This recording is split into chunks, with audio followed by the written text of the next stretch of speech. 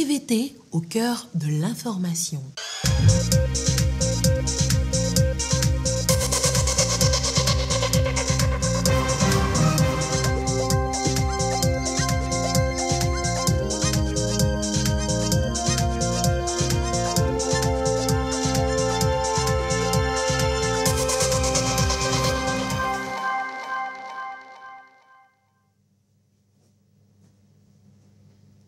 Mesdames, Messieurs, bonsoir. 5 février 2005, 5 février 2023, il y a exactement 18 ans, disparaissait le général Gnassingbé Eyadema, un samedi noir pour le peuple togolais.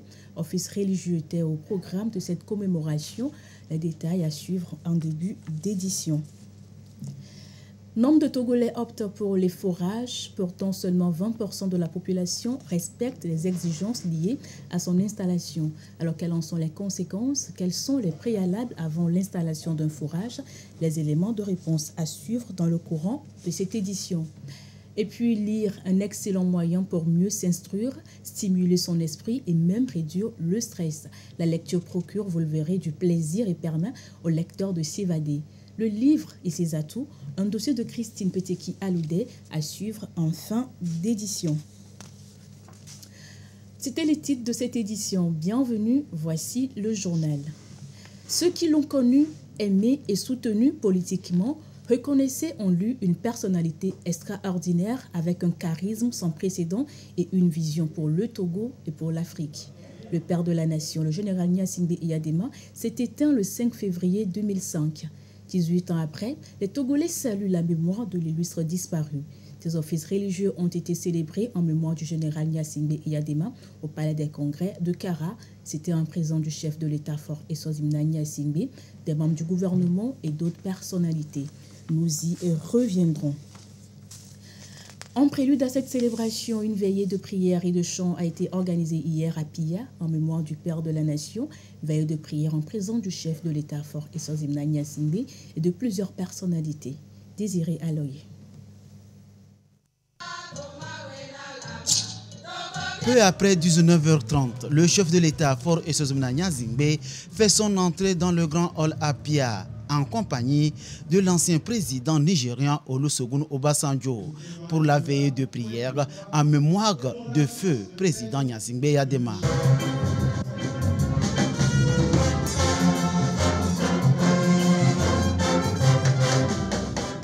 L'illustre disparu a œuvré pour la paix, l'unité nationale et le vivre ensemble.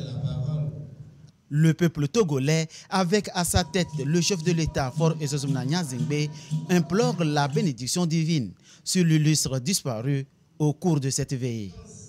Ésaïe 54, versets 7 à 10, 1 Corinthiens 15, versets 48 à 50 et Jean, versets 1 à 10, texte biblique choisi pour amener tous à la clôture du pardon et de paix profonde.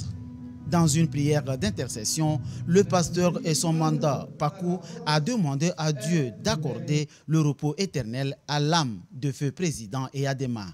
Il y a 18 ans déjà que tu as rappelé à toi le père de la nation, feu général Gnassingbé Eyadema, celui par qui tu as œuvré pour bâtir cette nation libre et prospère.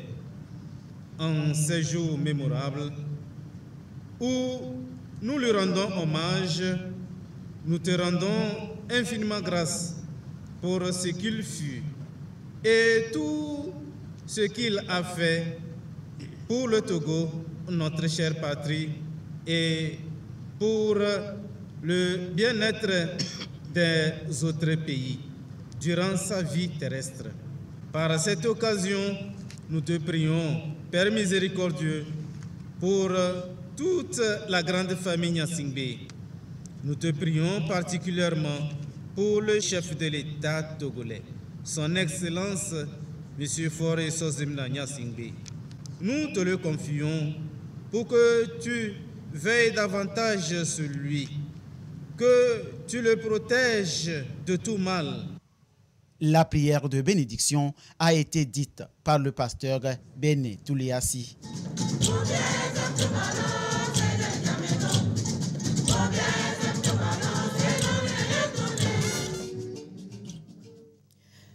Oui, également, les populations se sont souvenues du Père de la Nation dans leur prière ce dimanche à l'église Notre-Dame de la Rédemption de Beklikame.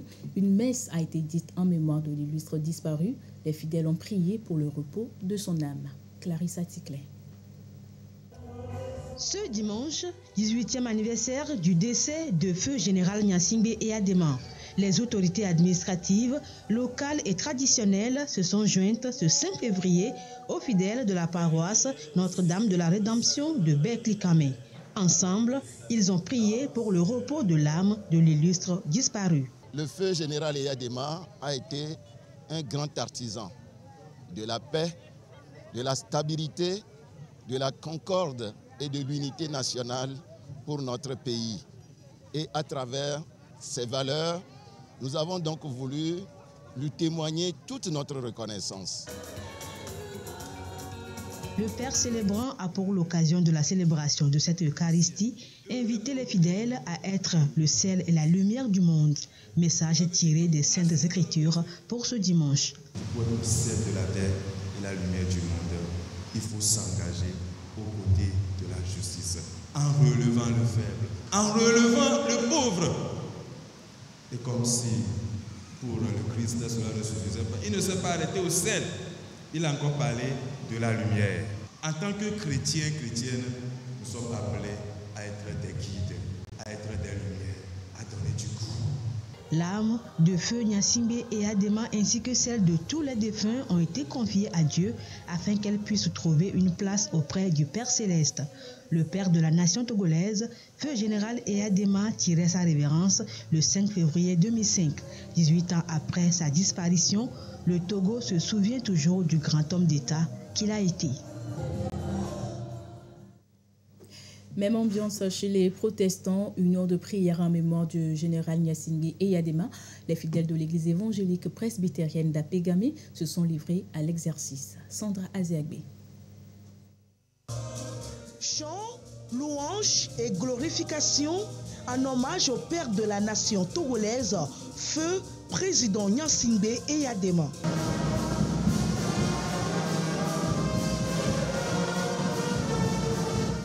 « 18 ans déjà que l'homme laissait meurtri le cœur des Togolais. Des années qui n'ont guère effacé le parcours et les efforts du combattant, père de la nation qu'il fut. Puis la minute de silence en sa mémoire. » Si nous commémorons cet événement, c'est pour nous rappeler de cet homme. Eyadema a été un véritable patriote pour ce pays. C'est grâce à lui que le Togo est aujourd'hui en paix. Sert le Seigneur avec intégrité dans sa sagesse. Le message de circonstance. La prédication du jour invite les enfants de Dieu à œuvrer dans la crainte du Seigneur et en oubliant le culte du moi, le jeu. Tant que nous ne déchaînons pas nos égoïsmes pour les faire partir, tant que nous ne laissons pas la vie de haine, la vie de méchanceté et que nous jeûnons, le jeûne empreint d'humilité et le jeûne empreint de repentance qui nous envoie à enlever de nous tout ce qui nous éloigne de Dieu. Des prières sont dites pour la paix et la sécurité au Togo. Le prédicateur a demandé l'assistance de Dieu sur les autorités pour trouver des solutions contre le terrorisme et venir à bout de ces malfaiteurs sans pitié. Les populations de l'intérieur du pays n'étaient pas restées indifférentes à cet anniversaire. À Atapame, une messe et un culte ont marqué la commémoration du 5 février 2005, occasion pour les fidèles de prier pour la paix au Togo. Sylvera Boudou.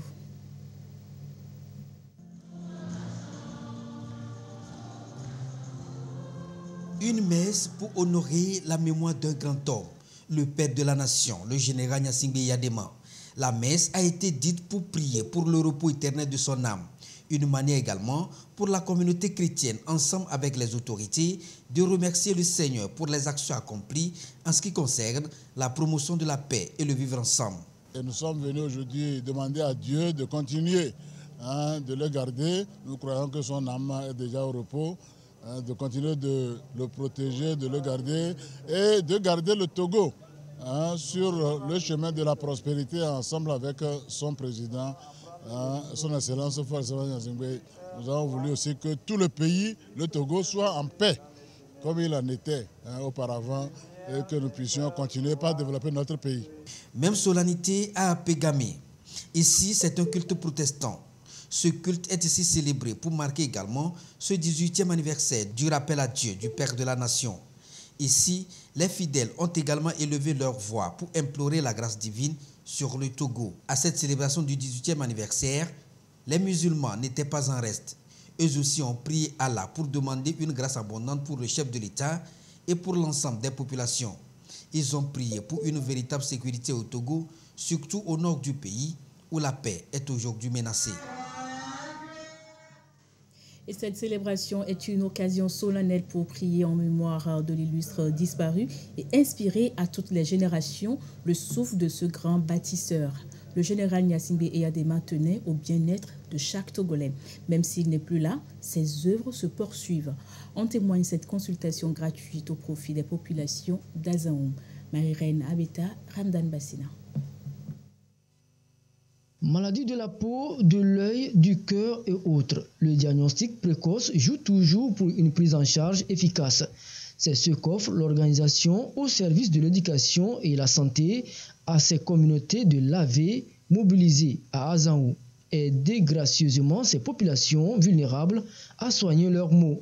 Elles étaient des dizaines ce samedi à bénéficier de cette première opération foraine de l'association nouvellement créée. L'objectif, c'est permettre aux populations les plus reculées ou qui n'ont pas les moyens d'avoir accès aux soins, donc de pouvoir être consultées par des médecins, de pouvoir bénéficier de médicaments vu qu'on donne les médicaments gratuitement. Donc en fait, c'est la santé pour tous. Donc, pour l'instant, comme ce sont des spécialités médicales, donc on a ramené les médicaments par rapport à ces spécialités. Maintenant, s'il y a d'autres problèmes qui se posent, notamment de la chirurgie qui s'impose, là on verra au niveau de l'association, selon la situation de la personne, comment l'association pourrait intervenir. Les projections ont prévu de servir environ 500 personnes. Les bénéficiaires sont reconnaissants. Je suis enseignante, donc j'ai le problème, je suis arrivée. Donc on m'a consulté, c'est la myopie. Ils m'ont donné des indications sur la lunette. Ils ont analysé, ils m'ont donné une ordonnance et ils m'ont prescrit certains produits que même ils m'ont donné gratuitement. Et nous disons ici merci au maire de la commune de Lavé, principalement au chef de l'État qui a eu cette initiative de nous faire parvenir cette organisation OSE pour nous aider. Et je voudrais saisir cette occasion pour remercier cette association qui fait ce choix-là d'offrir ces services donc, à des populations vulnérables. C'est les moyens que l'État nous a offerts, c'est sur ces moyens que nous avons mis à la disposition de l'association. Et ces moyens sont ceux du ministère de la Santé. D'autres localités du pays seront visitées par l'association. Elle se positionne aux côtés des pouvoirs publics pour apporter un bien-être global aux populations. Le forage, un système d'eau autonome qui séduit de plus en plus de Togolais. Toutefois, réaliser un forage exige le respect de certaines normes. D'après les statistiques, seulement 20% de la population togolaise respecte ces exigences. Alors quelles en sont les conséquences? Edwige Atak Babasabi, Yata Aratem. Mouépé, 22 km de Lomé. Sur cet espace sera bientôt installée une usine de production d'eau minérale. À la recherche de la qualité, le promoteur fait appel à des spécialistes. Ils étudient les lieux avant le démarrage des travaux. On doit faire l'étude d'impact environnemental et social pour voir si l'aspect social et environnemental est réuni pour pouvoir implanter une usine de production d'eau. Il y a d'autres clients qui ont déjà construit. Viens voir ce que j'ai construit. Est-ce qu'on peut aménager d'une manière ou d'autre pour faire une usine de production d'eau? Bon, là, on est comme un pompier. On vient juste proposer un aménagement adéquat. On va forcément casser des choses pour pouvoir respecter les conditions d'implantation d'une usine de production d'eau. Aucune étape ne doit être négligée dans la construction d'un forage ou d'une usine de traitement d'eau. Chez Kofi, le processus est conduit avec minutie. Nous avons fait recours à un spécialiste pour nous faire le forage parce qu'on a besoin de bonne qualité d'eau. Avant de commencer le forage, on a fait appel à un géologue qui est venu faire l'étude du terrain pour nous montrer les différents sites pour pouvoir faire le forage. On privilégie là où il y a la qualité de l'eau et aussi le débit de l'eau. Et tout ne s'arrête pas à l'installation. Un suivi périodique est fait pour le traitement en continu de l'eau. Même dans des maisons, on fait les piwata. Alors qu'on nous a toujours parlé de ça, que ça donne souvent les maladies. Je suis allée au ministère demander, et c'est là qu'on m'a confié le technicien pour me suivre. Les analyses d'eau, tout ça là, chaque temps il est là, il court de gauche à droite, qu'il faut faire ça, il faut faire ça. 20% seulement de la population a recours à de l'expertise pointue avant l'installation des systèmes de forage d'eau potable. Les études préliminaires et l'important suivi pour le traitement de l'eau semblent subsidiaires. C'est la santé des populations qui est ainsi exposée. Il y a plusieurs analyses. Donc, il y a un échantillon, 3 échantillons, 5 échantillons pour s'assurer vraiment de la réussite du traitement. Ceux qui ont des forages à la maison, puissent quand même analyser l'eau pour voir au moins qu'est-ce qu'ils consomment au juste, qu'est-ce qu'ils utilisent. On n'est pas obligé de mettre un système comme une usine de production d'eau. Il y a des pastilles de désinfectants que tu mets dans l'eau 2 fois par semaine qui permet de détruire tous les microbes. L'ambition du gouvernement est de garantir l'accès à l'eau potable pour tous sur le territoire d'ici à 2030. Les initiatives individuelles devraient pouvoir converger en ce sens pour que l'eau, source de vie, ne devienne pas la source de nos maladies. À l'étranger, les tensions entre la République démocratique du Congo et le Rwanda préoccupent les communautés des États d'Afrique de l'Ouest. Hier, le sujet a occupé les chefs d'État de la région au Burundi. Ils exigent un cessez-le-feu immédiat et une intensification du dialogue. Une énième réunion pour tenter d'apaiser les tensions dans le Nord Kivu. 8 chefs d'État d'Afrique de l'Est se sont retrouvés samedi au palais présidentiel de Bujumbura, la capitale du Burundi. Une rencontre à huis clos autour des 2 principaux protagonistes, le Congolais Félix Tshisekedi et le Rwandais Paul Kagame. À l'issue du sommet, un nouvel appel au cessez-le-feu.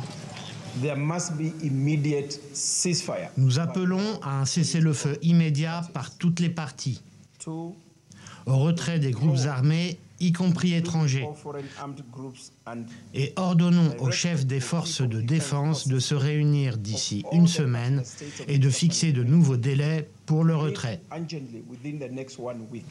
En juillet dernier déjà, les 2 pays avaient signé à Luanda une feuille de route. Ce texte prévoyait le retrait définitif de la milice du M23 des zones qu'elle occupe dans l'est de la République démocratique du Congo.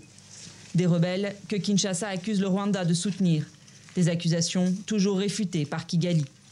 Début janvier, les insurgés ont encore poursuivi leur avancée, après s'être emparés en novembre de larges pans de territoire. Plusieurs rencontres avaient eu lieu à Luanda, des cessez-le-feu avaient été annoncés, tandis qu'une force régionale est-africaine était déployée pour rétablir la paix, sans résultat sur le terrain pour le moment. Il y a eu beaucoup de réunions, beaucoup de dialogues, mais ce qui se dit là-bas, juste théorique, mais ce qui se passe sur le terrain, c'est l'encontre de ce qui est dit là-bas. Donc, nous, en tant que responsables, nous disons les conflits peuvent se résoudre de plusieurs manières. Diplomatiques, mais aussi les combats. Mais la population, dans sa majorité, ne croit pas à cela. Des centaines de milliers de personnes ont fui les zones occupées depuis novembre. L'annonce intervient 2 jours après la venue du pape en RDC. Une visite historique au cours de laquelle le souverain pontife n'a cessé de dénoncer la guerre qui gangrène le pays depuis des décennies. Retour en page nationale, fin heureuse de parcours pour des étudiants de l'École supérieure des affaires ESA.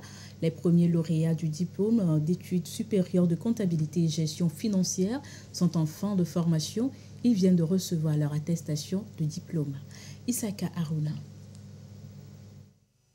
Ce sont les premiers lauréats de l'École supérieure des affaires à l'examen régional des diplômes d'études supérieures de comptabilité et de gestion financière d'ESCOGEF. Après leur succès, ils sont ici célébrés. Instant solennel face auquel les récipiendaires ne sont pas indifférents. Nous sommes aujourd'hui heureux de célébrer, d'être mis en lumière par rapport à notre succès. Et nous voulons très sincèrement remercier l'ESA pour avoir mis à notre disposition des enseignants de qualité qui nous ont préparés tout au long de cette année. Et aujourd'hui, les résultats sont là. Ensemble, nous serons plus forts pour le développement de nos économies. Et pour y arriver, il leur a fallu un cycle supérieur de formation théorique et technique approfondi de 4 semestres. Nous témoignons à partir d'eux que c'est possible. Certes, un parcours exigeant, mais possible. Au Togo, rien de grand, de noble ne s'obtient sans effort, sans sacrifice. Et c'est pour cela que nous les avons encouragés en leur donnant un certificat de mérite. Nous ne pouvons que nous en réjouir et exhorter tous les autres qui veulent emprunter ce chemin d'y aller sans hésitation. Le Togo a besoin d'experts comptables, en grand nombre. Ils sont 7 sur 36 candidats à franchir cette étape vers le titre d'expert comptable. Le curriculum a été revu, la maquette a été revue, la programmation des examens avec possibilité d'anticipation. Beaucoup de réformes sont en cours au niveau du secrétaire permanent et de la CREPEX pour que cet examen devienne une source de succès. Les personnes morales, que sont les entreprises, les PME, les grandes entreprises, même les associations, même l'État, les structures étatiques ont besoin des compétences des experts comptables. C'est très important de former des experts comptables. C'est une condition sine qua non pour le développement de nos entreprises, donc de notre nation. De nouveaux défis pour ces experts comptables en devenir. Ils seront ensuite en stage de 3 ans dans un cabinet suivi d'un examen final pour en faire enfin des experts comptables aguerris. Voulez-vous vous informer, approfondir vos connaissances ou encore vous évader? Optez pour un moment de lecture. Avec les réseaux sociaux, les livres prennent de la poussière dans les bibliothèques. Très peu de jeunes s'y intéressent aujourd'hui. Et pourtant, faire une petite place à la lecture dans votre emploi du temps comporte plusieurs avantages. Christine Peteki, Aloudé.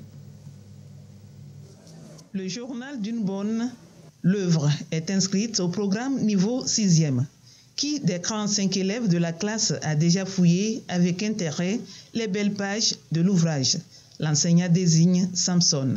Dans le journal d'une bonne, nous pouvons découvrir comment la petite Agathe a souffert. Et un jour, elle fut séduite par les belles paroles d'une trafiqueuse d'enfants qui lui proposa un voyage au Gabon.